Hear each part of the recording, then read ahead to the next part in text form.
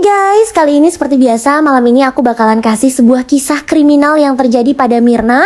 Kasus sianida yang paling menyita perhatian publik Indonesia adalah kematian Wayan Mirna Salihin pada 6 Januari tahun 2016 di sebuah kafe di kawasan Grand Indonesia, Jakarta. Peristiwa ini langsung menjadi sorotan nasional karena terjadi di ruang publik, melibatkan korban muda dan mengandung unsur racun mematikan yang jarang muncul dalam kasus kriminal biasa.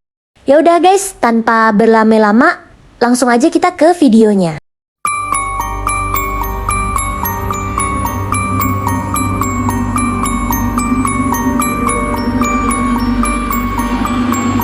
Mirna datang ke kafe bersama dua temannya untuk bertemu dan mengobrol santai. Sebelum Mirna tiba, salah satu temannya lebih dulu memesan minuman kopi Vietnam es. Minuman tersebut kemudian diletakkan di meja tanpa pengawasan dalam beberapa menit. Sebuah detail yang kelak menjadi titik penting dalam proses penyelidikan.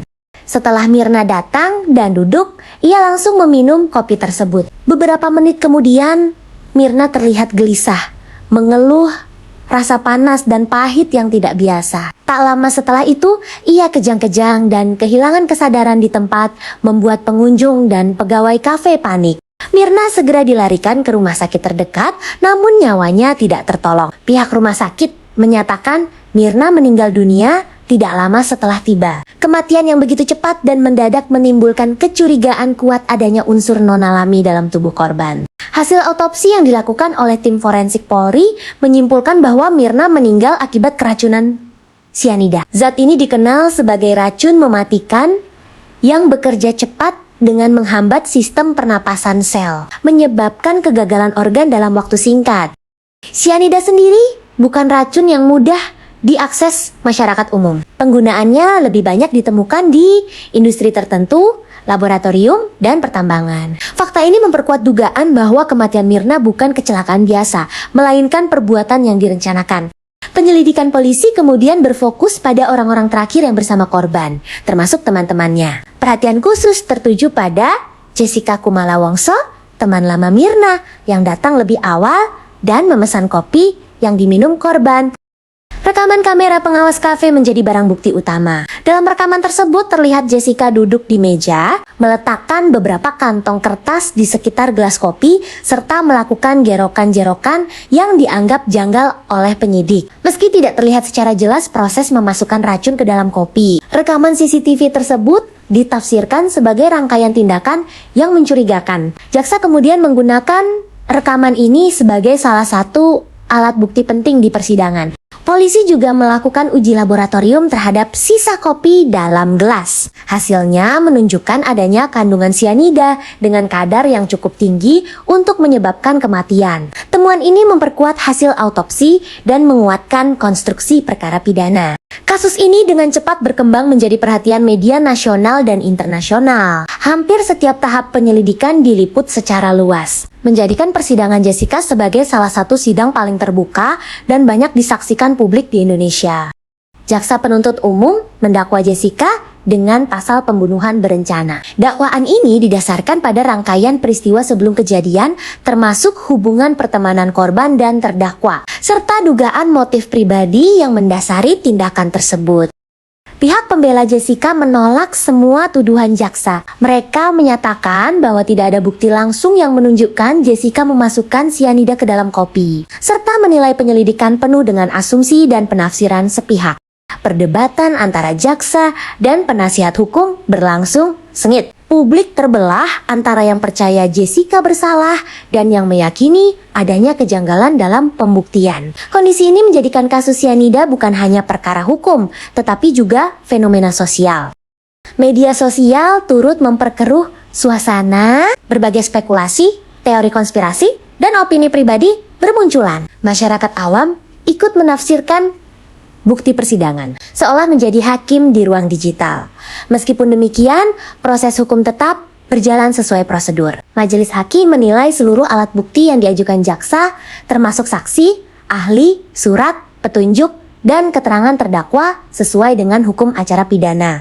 Dalam putusannya, Pengadilan Negeri Jakarta Pusat menyatakan Jessica bersalah melakukan pembunuhan berencana terhadap Mirna Salihin. Ia dijatuhi hukuman 20 tahun penjara, sebuah vonis berat yang menegaskan keseriusan perkara ini. Putusan tersebut kemudian diajukan banding dan kasasi. Namun Mahkamah Agung tetap menguatkan vonis pengadilan tingkat pertama. Dengan demikian, secara hukum Jessica dinyatakan sah dan meyakinkan bersalah. Meski putusan telah berkekuatan hukum tetap, perdebatan publik tidak pernah benar-benar berhenti. Kasus cyanida terus dibahas ulang melalui buku, film dokumenter, dan diskusi akademik tentang pembuktian hukum pidana. Kasus ini juga memicu diskusi tentang standar pembuktian tidak langsung atau circumstantial evidence. Banyak pihak mempertanyakan sejauh mana bukti petunjuk dapat digunakan untuk menghukum seseorang tanpa bukti visual langsung. Dari sisi hukum, kasus cyanida menjadi preseden penting dalam praktik peradilan Indonesia. Hakim secara eksplisit mempertimbangkan rangkaian peristiwa sebagai satu kesatuan logis untuk membuktikan unsur pidana. Sementara itu, keluarga Mirna terus menyuarakan bahwa keadilan telah ditegakkan. Mereka menilai seluruh proses persidangan telah mengungkap kebenaran di balik kematian putri mereka. Di sisi lain, keluarga Jessica dan pendukungnya tetap meyakini adanya ketidakadilan. Mereka menilai kasus ini syarat tekanan opini publik dan media yang mempengaruhi jalannya persidangan hingga kini. Kasus cyanida tetap menjadi salah satu perkara kriminal paling kontroversial dalam sejarah Indonesia modern karena mempertemukan sains forensik, hukum pidana, media, dan opini publik dalam satu peristiwa tragis. Pengungkapan kasus cyanida dimulai dari analisis kronologi waktu yang sangat sempit antara Mirna meminum kopi dan munculnya gejala. Penyidik menyimpulkan bahwa racun telah berada di dalam minuman sebelum korban datang. Karena reaksi cyanida umumnya bekerja cepat dan tidak membutuhkan waktu lama untuk memicu kegagalan organ. Polisi kemudian menelusuri aktivitas Jessica sejak sebelum tiba di kafe. Berdasarkan data pemesanan, Jessica datang lebih awal, memilih tempat duduk tertentu, dan memesan kopi Vietnam es atas nama Mirna. Tindakan ini dinilai sebagai indikasi awal adanya perencanaan. Penyidik juga memeriksa tas, barang pribadi, serta riwayat aktivitas Jessica sebelum kejadian. Meskipun tidak ditemukan cyanida secara fisik pada dirinya. Polisi menilai hal tersebut tidak meniadakan kemungkinan penggunaan racun, mengingat cyanida dapat larut dan sulit dilacak.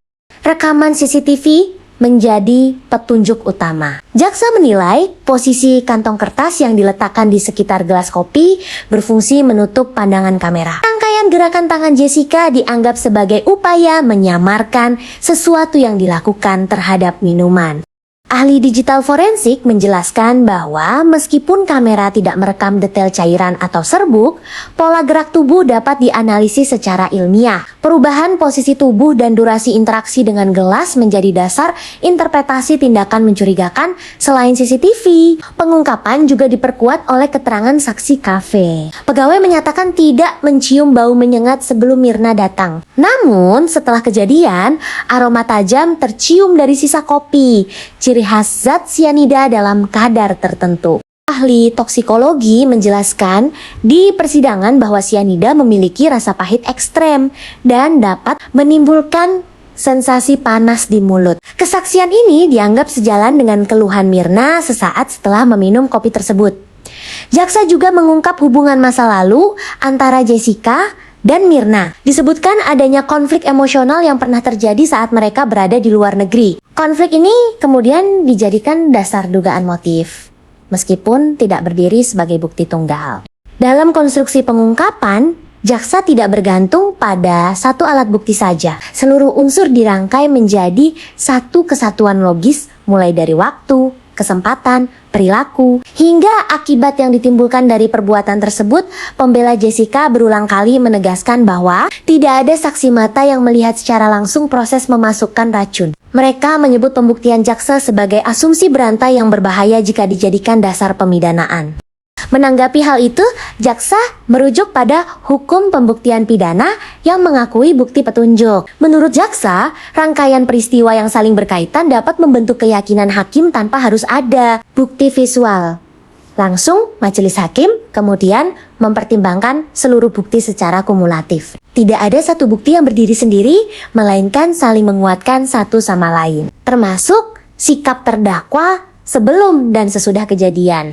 Pengungkapan kasus juga menyoroti reaksi Jessica pasca kejadian. Sikap yang dinilai tenang dan tidak panik oleh sebagian pihak digunakan jaksa sebagai indikasi psikologis. Meskipun aspek ini menuai perdebatan luas, ahli psikologi forensik yang dihadirkan menjelaskan bahwa ekspresi emosi dapat berbeda pada setiap individu. Namun, perubahan perilaku dalam situasi krisis tetap dapat dianalisis sebagai bagian dari konteks peristiwa pidana.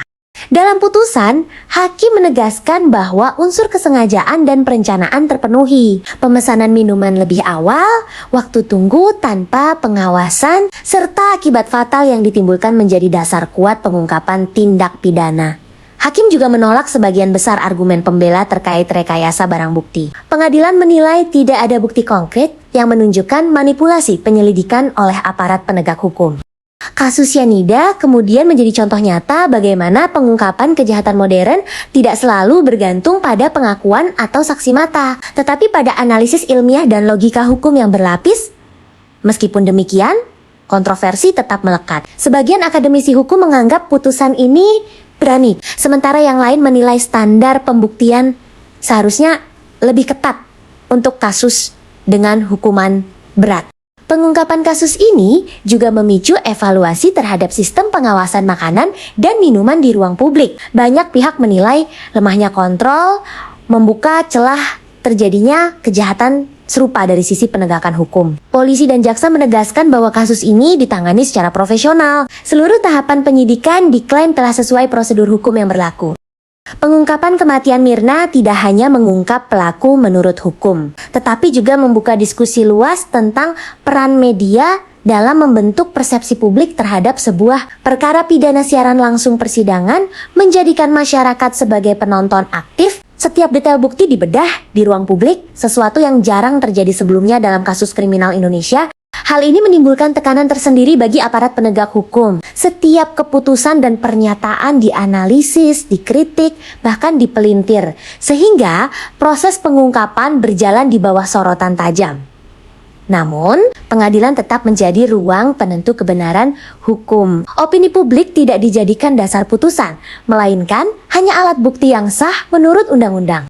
Hingga tahap ini, pengungkapan kasus cyanida dinilai selesai secara hukum. Meski perdebatan belum padam, negara menyatakan perkara ini telah diadili dan diputus secara final. Dan seperti apa pengungkapan kasus cyanida ini, guys? Langsung aja kita masuk ke videonya.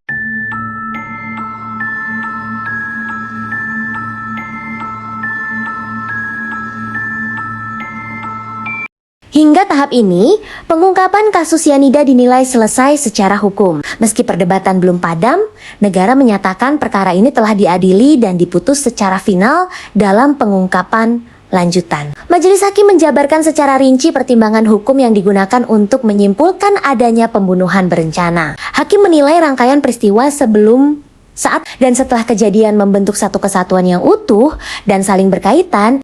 Hakim menegaskan bahwa pembuktian dalam perkara pidana tidak selalu harus bersifat langsung. Bukti petunjuk yang diperoleh dari keterangan saksi, ahli, dan barang bukti dapat digunakan selama memenuhi unsur logis dan saling menguatkan.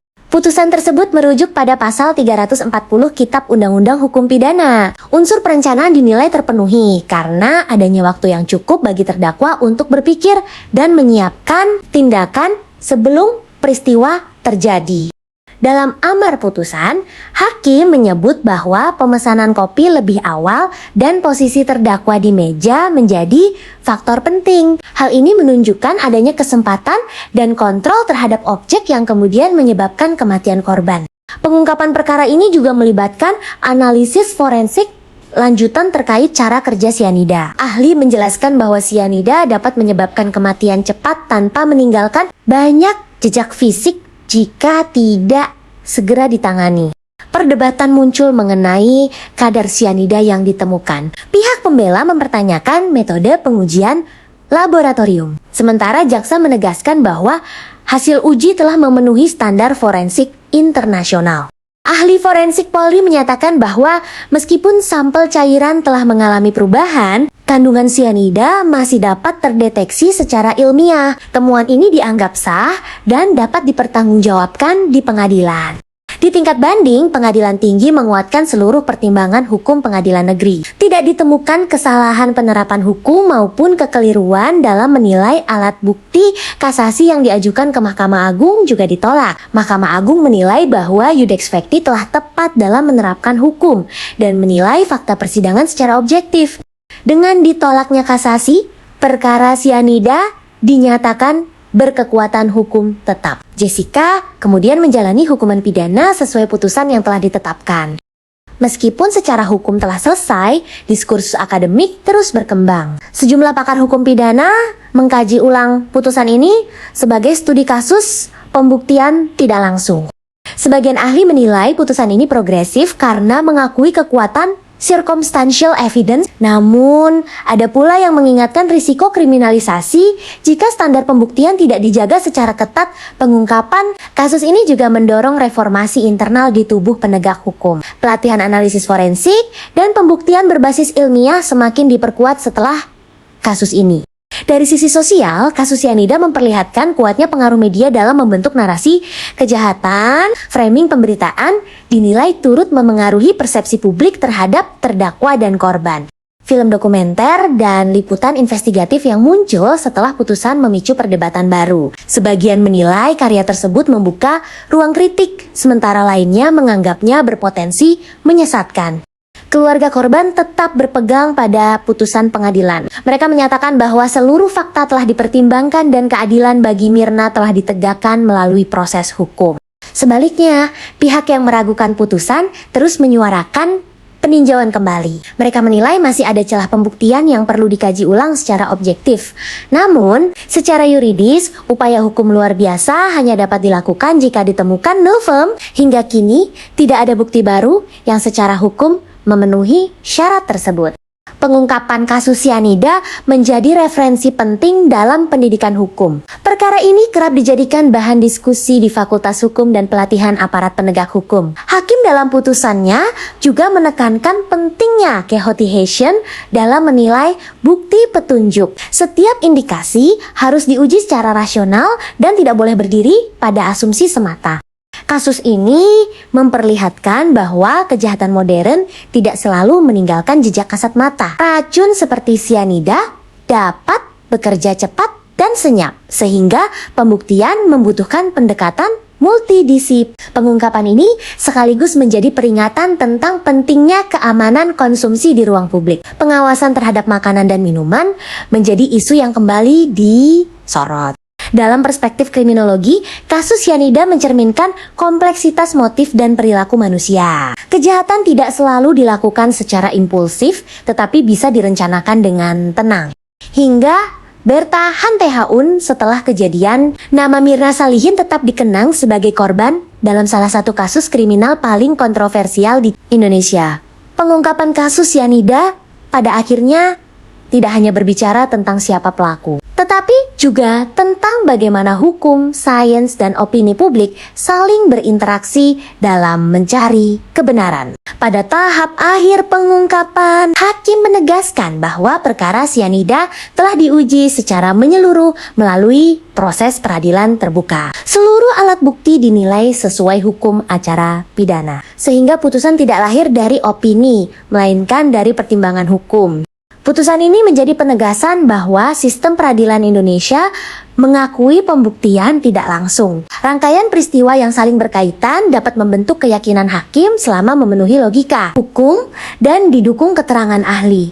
Dalam amar putusan, hakim juga menolak anggapan bahwa perkara ini dibangun hanya dari asumsi. Setiap kesimpulan ditarik dari fakta persidangan yang terungkap secara sah dan diuji melalui silang pendapat. Kasus sianida kemudian menjadi arisprudensi penting. Banyak perkara pidana setelahnya merujuk pada pola pembuktian yang digunakan dalam kasus ini, terutama terkait bukti petunjuk dan analisis perilaku.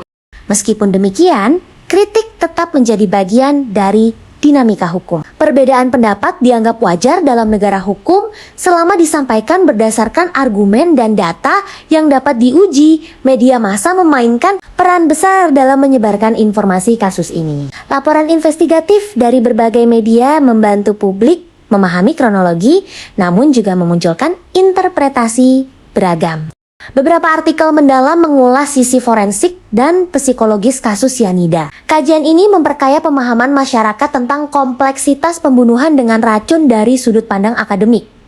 Kasus ini sering dijadikan bahan penelitian. Topik yang dikaji meliputi pembuktian pidana, etika pemberitaan, hingga pengaruh opini publik terhadap proses hukum. Keluarga korban menyatakan bahwa mereka menerima putusan sebagai bentuk keadilan. Bagi mereka, proses hukum adalah satu-satunya jalan untuk mengungkap kebenaran kematian Mirna. Sementara itu, diskursus tentang keadilan substantif terus berlanjut. Sebagian pihak menilai keadilan tidak hanya diukur dari putusan, tetapi juga dari keyakinan publik terhadap proses hukum. Kasus sianida menunjukkan bahwa hukum tidak pernah berdiri sendiri. Ia selalu beririsan dengan sains, psikologi, dan komunikasi publik. Dalam konteks penegakan hukum, perkara ini mendorong peningkatan kualitas penyelidikan forensik. Aparat dituntut semakin profesional dan transparan. Kasus ini juga mengingatkan pentingnya kehati-hatian dalam menilai bukti. Satu kesalahan interpretasi dapat berdampak besar pada nasib seseorang.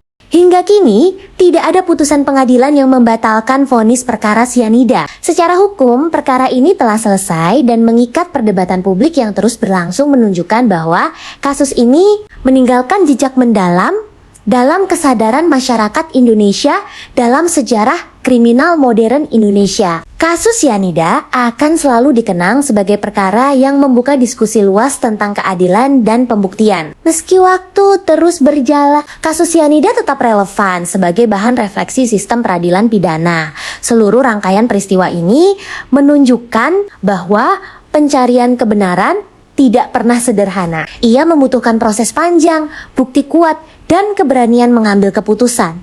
Dengan demikian, kasus sianida bukan sekadar kisah kriminal, tetapi cermin kompleksitas hukum dan masyarakat. Hingga hari ini, perkara tersebut masih dibahas dalam berbagai forum hukum dan media, menandakan pengaruh besarnya terhadap praktik peradilan secara resmi. Negara menyatakan perkara sianida telah tuntas melalui putusan pengadilan yang berkekuatan. Hukum tetap kasus ini akhirnya menjadi catatan penting dalam sejarah hukum Indonesia tentang bagaimana racun, bukti, dan keyakinan hakim bertemu dalam satu perkara besar. Dan kalian tahu nggak, kalau kasus ini aku bikin naskahnya sampai 100 paragraf dan hasilnya 20 menitan, tapi nggak apa-apa, yang penting kasus ini sudah aku bahas. Dan kalian tahu nggak, aku nemu di suatu aplikasi inisial C dan aku nggak tahu ini beneran atau nggak. Jadi aku nemu foto ketika Jessica tolak analisis. Seperti apa fotonya? Ini dia fotonya.